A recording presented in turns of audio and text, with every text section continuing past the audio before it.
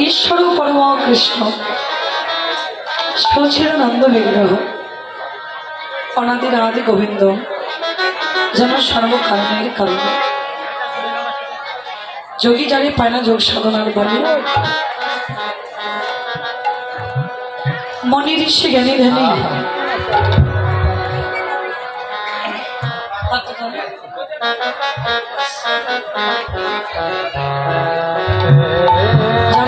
साधना करेও पाय ना आज के सेहानो बिरिंचित वांछित धर्म कलिर आराध्य देव आमार श्रीमन गौर सुंदर आज के कलिते निये आसलेन निगम कल्पतरुर फल केन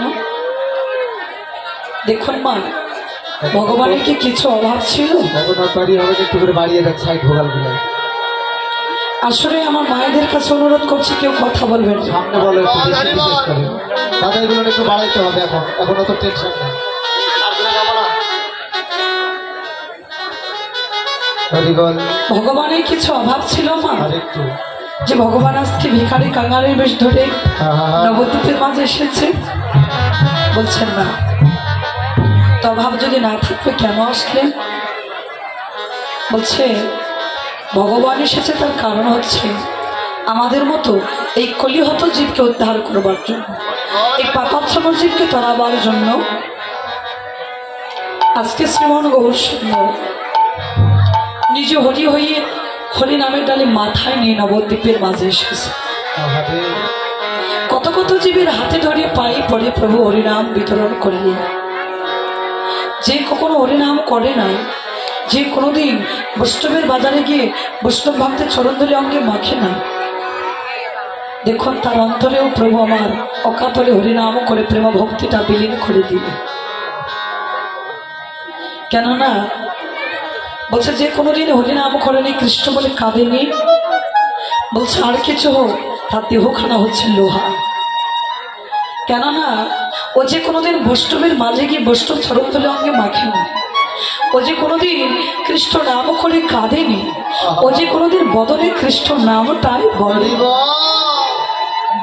কৃষ্ণ বহির্মুখী ভরা জীব আর কিছু হোক আর ওই লোহাময় দেহটা ওই বহির্মুখী জীবের লোহাময় দেহটা কোনোদিন আমার গৌর গোবিন্দের সেবায় লাগতে পারে না বলছে ইলার পাশে ভাবক দাঁড়িয়ে বললেন তাহলে কি জগতের বহির্মুখী জীবকে কোনোদিন প্রভু তাড়াবে না বলছে হ্যাঁ তাড়াবে ওই বহির্মুখী জীবকে তাড়াবার জন্য প্রভু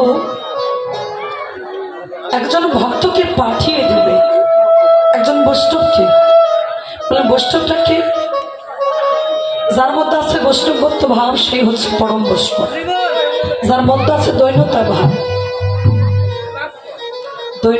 যদি না থাকে বৈষ্ণবত্ব ভাব যদি না থাকে সে কোনোদিন বৈষ্ণব হতে পারে না যেমন একজন ব্যক্তি ব্রাহ্মণ কুলে জন্ম নিল বলি যে পূজার অধিকার পাবে তা নয় ব্রাহ্মণ কুলে জন্ম নেবার পরে দেখবেন ওকে আগে উপনয়ন দিতে হয় পৈতা নিতে হয় তবেই না তারপরে সে পূজার অধিকার লাভ করে। তদনুরূপ একজন বৈষ্ণব ভক্ত গিয়ে যখন ওই ভক্তের কাছে গিয়ে হরিনাম করবে, ওর ভিতরে যে কৃষ্ণ নাবনা পশু দেখবেন, আর বেশিক্ষণ পশু থাকতে পারবে না। একদিন ওই কৃষ্ণ বহির্মুখী ভোলা জীব তিনিও শুদ্ধ বৈষ্ণবের নয়নে নয়নটা যখন পড়ে যাবে, ওর ভিতরের পশুগুলো একদিন কৃষ্ণমুখী হয়ে কৃষ্ণ নাম করবে। বলছে লোহাময় দেহ কি সোনা হতে পারে না? বলছে হ্যাঁ হতে পারে। কোন দিন? যদি সত্য বৈষ্ণবের পরশ পরশ পায়, শুদ্ধ বৈষ্ণবের পরশ যদি পায়, ওর লোহাময় দেহ একদিন সোনা হয়ে যাবে। লীলার প্রান্তে মহাজন দাঁড়িয়ে কাছে, তাহলে কত ভক্ত উদ্ধার হয়ে গেল, কত ভক্ত তাদের অন্তরে কৃষ্ণ প্রেম ভক্তির উদয় হলো।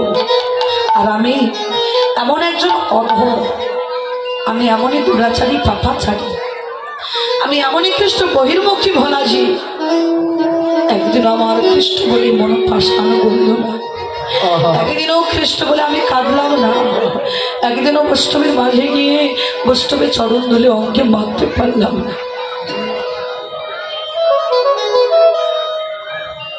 নয়নে জলে কাঁদছে। দেখো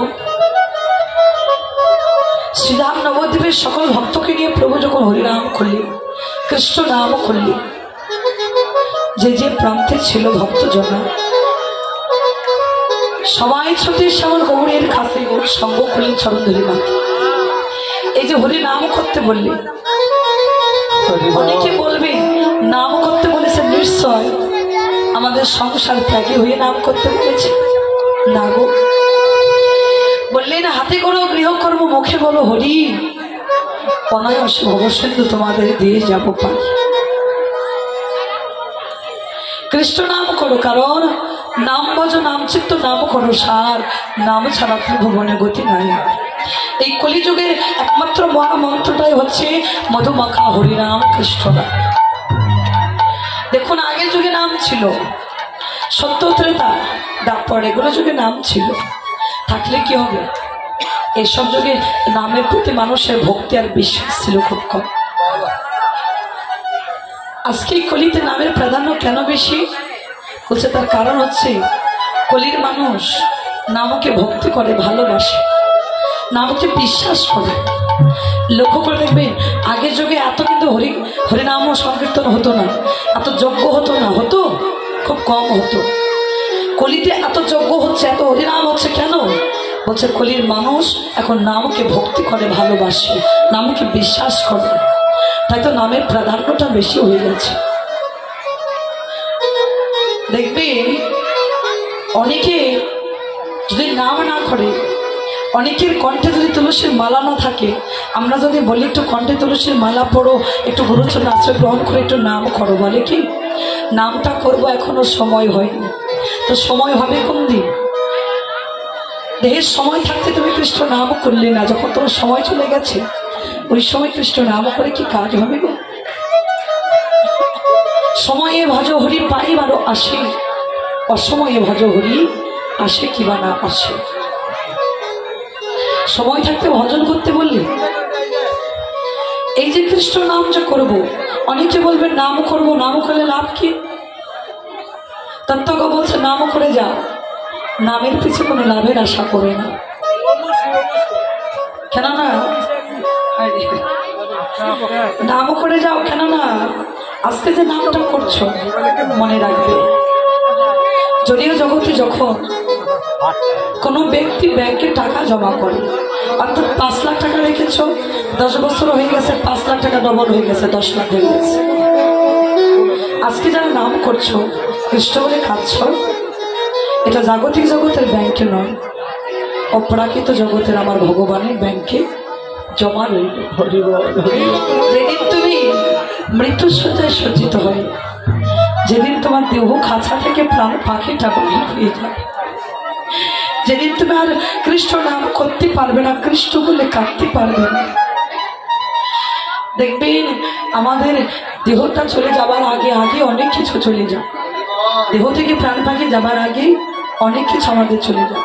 বলেন কি দৃষ্টি শক্তি চলে যায়, বাক শক্তি তা এটাও রোধ হয়ে যায়, শ্রবণ শক্তি থাকে না, চরণ চলে না, হস্ত চলে না, দেহ চলে না।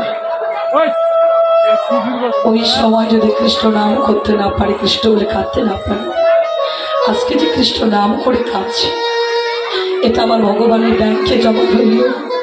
যেদিন ভবের মায়া পরিত্যাগ করে যাব, এই নাম আমাদের সঙ্গে সাথে ওই সেদিন পৌঁছে দিবে। সে নামের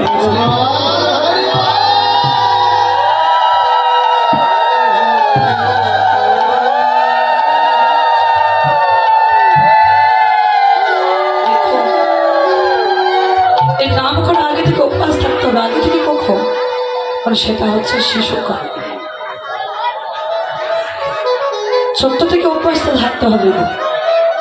বিশেষ করে একটা জিনিস লক্ষ্য করে দেখবে, আজকে আমাদের এই সনাতন ধর্ম এত প্রচার হয়েছে, এত সনাতন ধর্মের প্রতি মানুষের ভক্তিটা জন্ম নিয়েছে, এর পিছনে একটা কারণ, বর্তমানে আমাদের বাংলাদেশে স্কন এসেছে বলেই আমাদের ধর্মটা এত প্রচার হয়ে গেছে। অনেকে সহ্য করতে পারে না স্কনের কথা বললে, এতে কিন্তু স্কনের কিছু আসে যায় না, কিন্তু এটা মানতে হবে, বিশ্বাস করতে হবে, বাস্তব কথা। বাংলাদেশে স্কন এসেছে বলে আজকে ধর্মটার প্রচার হয়েছে। যদি স্কন না আসতো আমাদের ধর্ম এত প্রচার হতো না। হতো বাবা, যে বিদেশি যাদের কালচার ছিল অন্যরকম, পোশাক আশাক ছিল অন্যরকম, ভাষা ছিল অন্যরকম, যারা কখনো বাংলা বলতে পারতো না, আজকে দেখুন তারা কত সুন্দর করে বাংলায় এই হরিনাম সংকীর্তন গাইছে। হরে কৃষ্ণ কৃষ্ণ কৃষ্ণ হরে হরে, হরে রাম রাম রাম হরে হরে। যাদের পোশাকটা ভিন্ন ছিল, আজকে তারা বাঙালি পোশাক পরেছে, দেখুন ধুতি পাঞ্জাবি পরে কত সুন্দর করে নাম করছে। তাদের দেখে আমাদের চেতনা হওয়া উচিত, লজ্জা হওয়া উচিত। তারা যদি নাম করতে পারে, আমরা কেন পারবো না? মারে ওই বিদেশে নারীদের প্রতি একটু লক্ষ্য করে দেখুন, যারা কখনোই শাড়ি পরেনি, আজকে তারা কত সুন্দর করে শাড়ি পরে তিলক কেটে কত সুন্দর বদনে কৃষ্ণ নাম করছে, হরিনাম করছে। একজন বাচ্চা হাতে নামের মালা, জপের মালা নিয়ে কৃষ্ণ নাম করছে, আর একজন বৃদ্ধ দাদু যার 80-90 বছর হয়ে গেছে, যার নাম করার কথা, ওই দাদু নাম না করে কি করছে? ওই দাদু একটি ঘরের বারান্দায় বসে তাস খেলছে। ছেলেটি কৃষ্ণ নাম করতে করতে যাচ্ছে, দাদু পিছন থেকে ডেকে বলছে, এই যে ও খোকা, খোকা কি ব্যাপার, এত সকাল সকাল নেমে পড়েছিস? ছেলেটি পিছন থেকে তাকিয়ে দাদুর বদন পানে চেয়ে বললেন, দাদু আমি সকালে নেমে পড়েছি কেন জানো? ওই পথখানা অনেক দূরের পথ, ওই দূরের পথে পৌঁছাতে হলে যদি সকাল সকাল না নামি দাদু, কখনো আমার লক্ষ্যে পৌঁছাতে পারবো না, আমার জায়গায় কখনো যেতে পারবো না। তো দাদু আমার তো সবে মাত্র সকাল শুরু হয়ে গেছে, লক্ষ্যটাকে আমাদের ঠিক রাখতে হবে। যার লক্ষ্য ঠিক তার সব ঠিক, লক্ষ্য টলে গেলে হবে না, লক্ষ্য টলে গেলে তুমি তোমার কখনো উদ্দেশ্যে পৌঁছাইতে পারে, জায়গায় পৌঁছাতে পারবে না। তো দাদু আমার সবে মাত্র সকাল শুরু হয়ে গেছে, আর একটাবার তুমি তোমার নিজের প্রতি তাকিয়ে, দাদু তোমার যে সকালে গড়িয়ে সন্ধ্যাকাল উপস্থিত হয়েছে, একটাবার পাড়ের চিন্তা করবে না? এখনো কি বসে তাস খেলেই যাবে? বাবা দেখবেন যাদের ভিতর পাড়ের চিন্তা আছে, যাদের ভিতর পাড়ের চিন্তা আছে, তারা সকাল সকাল নেমে যায় কৃষ্ণ নামের খেলা। আর যাদের ভিতর পাড়ের চিন্তা নেই, তারা কামিনীর মহে পড়ে সংসারটাকে আঁকড়ে ধরে পড়ে আছে। এই সংসারের জন্য আমরা জীবনে কিনা করেছি বাবা, সারা জীবনের সুখ শান্তি, জীবন যৌবন সবকিছু সংসারে তোর উজাড় করে দিলাম। পরের বাড়িতে খেটে, দিন মজুরি খেটে, থালা বাসন মেজে, চাকরি বাকরি করে, ব্যবসা বাণিজ্য করে অর্থ উপার্জন করে সংসারের জন্য দিলাম। এই সংসার থেকে বিনিময়ে বুক ভরা দুঃখ, কষ্ট, জ্বালা, যন্ত্রণা ছাড়া কিছুই পেলাম না। কেননা এই সংসার দুহাত পেতে নিতে জানে, সংসার কবু দিতে জানে। জগতের সংসারে যদি কিছু দিতে জানি সেটা হচ্ছে দুঃখ, কষ্ট, জ্বালা, যন্ত্রণা। তত্ত্ব জানিয়ে দিলে জগতে মৌমাছি দেখেছেন না? এই মৌমাছি কত কাটার সঙ্গে ঘাত পরিঘাত সহ্য করে এক ফুল থেকে অন্য ফুলে মধু সংগ্রহ করে একটি গাছে বড় করে শাক বাঁধে। কেউ কখনো দেখেছে ওই মৌমাছির ভাগ্যের মধু পান করে? মধু শিকারী ব্যক্তি যারা, মধু আহরণকারী ব্যক্তি যারা দেখবে মৌমাছির গায়ে আগুন ধরে দেয়। কিছু কিছু মৌমাছি প্রাণের ভয়ে পালিয়ে যায়, আর কিছু কিছু মৌমাছি ওই আগুনে ছটফট ছটফট করতে করতে তারা প্রাণে মারা যায়। মৌমাছির মতো তিল তিল করে অর্থ উপার্জন করে সংসারে সঞ্চয় করে রাখলাম, জমা করে রাখলাম। যেদিন মৌমাছির মতো তোমার আমার দেহ থেকে প্রাণ পাখিটা বাহির হয়ে যাবে, সেদিনই দেহটাকে শ্মশানের ঘাটে নিয়ে গিয়ে পুরে ছাই করে দিয়ে সারা জীবন অর্থ সঞ্চয় করা ফল ওরা দেখবেন ঘরে এসে নিংড়ে নিংড়ে খাবে। হায় রে মৌমাছি! তত্ত্বজ্ঞ বলছে ওই মৌমাছির মতো করে সঞ্চয় করে রেখেছ, তো সংসারের জন্য কিছু না করে যদি পারো, যেখানে হরি কথা কৃষ্ণ কথা হয় ওই স্থানে গিয়ে দুটো পয়সা দান করো। আজকে এই জায়গায় এসেছে, এখানে দান করো। এখানে যদি কেউ দান করতে পারো, এটা তোমার পারের কড়ি হয়ে সঞ্চয় হয়ে থাকবে, পারের কড়ি হয়ে সঞ্চয় হয়ে থাকবে। সকল ভক্ত গৌরাঙ্গ মহাপ্রভুর কাছে ছুটে এসে সঙ্গ করছে, চরণ ধরে মারছে। এক ভক্ত দূরে দাঁড়িয়ে খাচ্ছে। মহাপ্রভু ভক্তের বদনখানা দেখে দেখে বলছে, এই যে দূরে কেন আছো, দূরে কেন আছো, এসো আমার কাছে এসো। মহাপ্রভু দর্শন করে বললি, মহাপ্রভুর বদনটা দেখে বলছে, প্রভু আজ আমায় তুমি দেখো না, আমি তোমার কাছে যেতে পারবো না।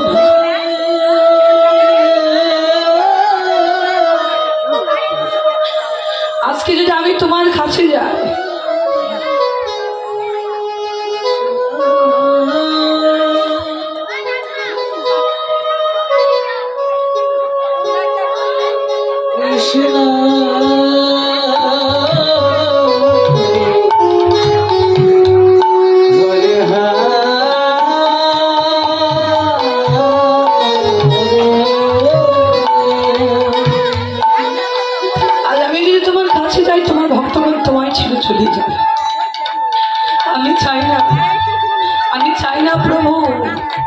আমার জন্য তারা তোমায় ছেড়ে চলে যায়। মহাপ্রভু বলছে, কেন হরিদাস? জানতে চাও প্রভু? যেদিন আমার জন্ম হয় সেই দিন আমি ইহকাল জন্মের মতো আমার পিতা মাতাকে হারিয়ে ফেলেছি। সেই দিন আমি একজন মুসলমানের ঘরে বড় হয়েছি প্রভু, মুসলমানের ঘরে রান্না খেয়ে বড় হয়েছি। আমি যে মুসলমান প্রভু, মুসলমানের ঘরে কৃষ্ণ নাম করি বলে তারা কত আঘাত করে, কত যন্ত্রণা দেয়। নাম ছাড়তে বলে আমি নাম ছাড়তে পারি না। ওদেরকে বলেছি, খণ্ড খণ্ড করে দাও যদি আমার দেহ মন প্রাণ, আমি তবুও না ছাড়িব মধু মাখা তোমার কৃষ্ণ।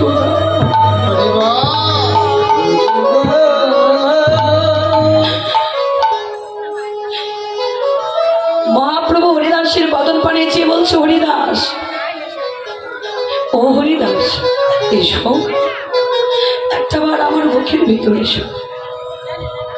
হরিদাস, একজন মৎস্য ও সচি হয় যদি কৃষ্ণ ভজি, একজন সচি ও মৎস্য হয় যদি সে কৃষ্ণ ভজি।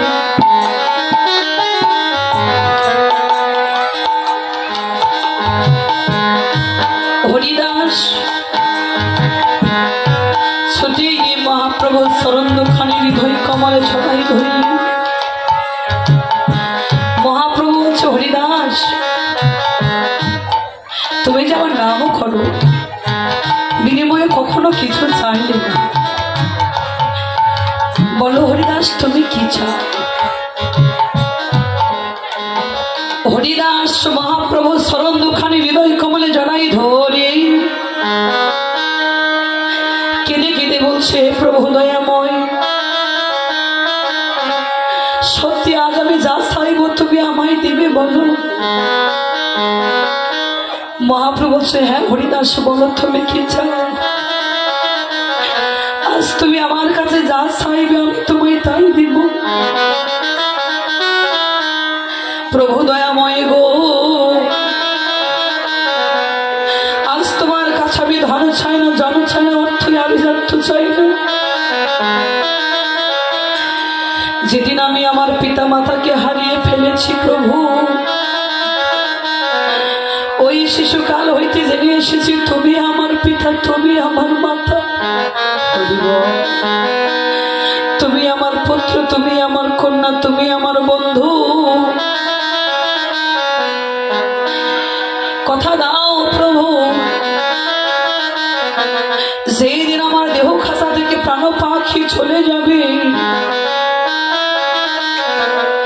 সেই দিন যদি ইহকালে বান্ধব আমার কেহ না থাকে দয়াময়, সেদিন তুমি আমার বান্ধব